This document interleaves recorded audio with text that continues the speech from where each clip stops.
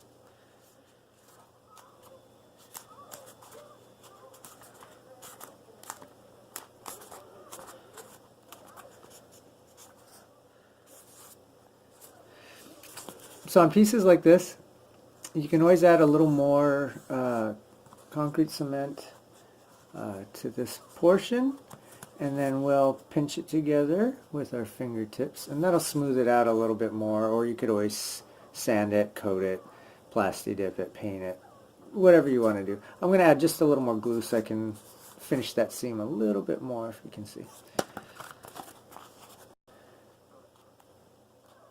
Make sure you line up the bottoms pretty close, because that's what's going to determine if there's a gap in it or what. Sometimes it's also the cutting of your foam.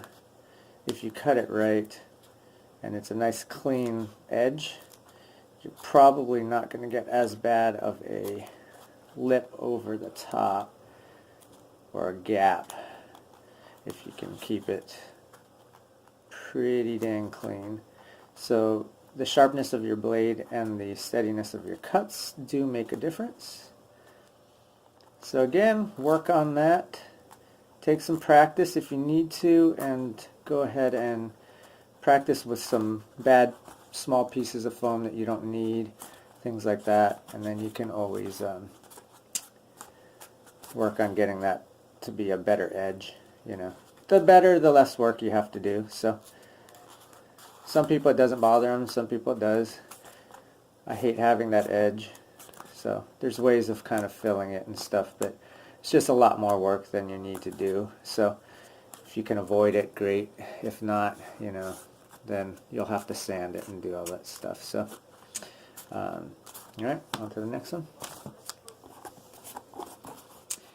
And I'm kind of going through this pretty fast for you guys so that you can just kind of see how to get through it. But, you know, take your time.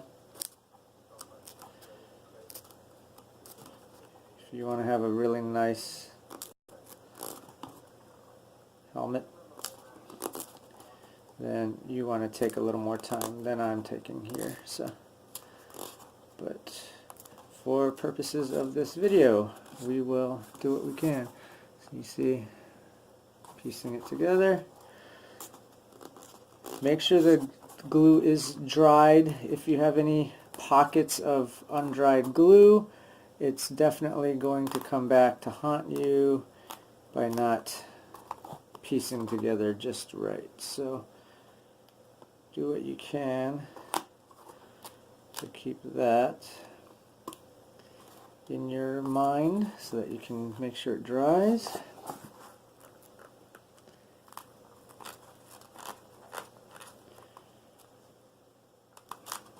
And usually it shouldn't take too long to dry, but again, don't let it over dry either, or you'll have to reapply your coat of glue. So a lot of things to remember, but you'll kind of get the hang of it as you go. There we go. And I'm going to show you, if you look at the edges too, I'll finish this side off and then I'll move on, but if you look at these edges, you can always Dremel it to make it smoother, and then make sure that it fits with whatever pieces that you're using you know, to fit in there and there. So, you know, just keep that in mind too. You can Dremel it to make the shape better. All right, I'll finish this up. You kind of know what I'm doing. Right, so now I created the pivot points for my mask, and I'm probably going to wear a stocking cap under this so I keep the sweat out of my eyes, keep from getting, you know, saturated in the foam, even though the foam will be protected. For the most part, you can wipe it out. But for me, I just wanted to probably put something on over my head before I wear this. Might make me hotter though, so just kind of be aware of that. You don't want to overheat. But anyway, so this is kind of the idea I have here. I want it to go past there. So if you can see, I'm going to repaint this still, like I said I was going to do. But so you can kind of see basically all the way around. I created these lines here and here because if you look at the actual mask, there's kind of bend points where that is.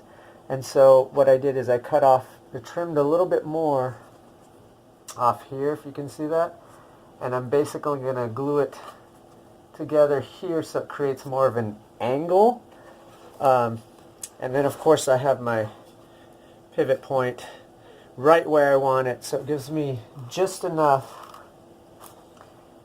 pivoting motion that I can see past the thing. And of course when this is tightened with the washers, it's going to be a little bit better as far as staying up and down. So anyway, that's kind of the idea there. That's that. So it should fit pretty good. Back of it, you can kind of see each side.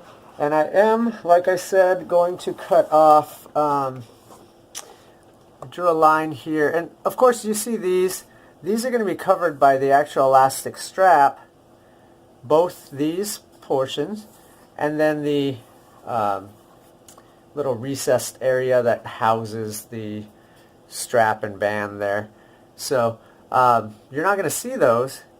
And I turned these lines that I used for the curvature into part of the, hopefully the design of the bend here and here, so that it kind of gives it that look. And then of course you can see my marks here. I'm going to cut these out and recess it in slightly and then glue it back, so it gives it that illusion of depth, which it's actually not an illusion. It's actually going to be probably maybe a couple millimeters in. So I have that on both sides. I like where my pivot point ended up. You can kind of play with that if you want, but that's it. So and then we'll go ahead and do that. I'll glue it together and then I'll show you what I do next.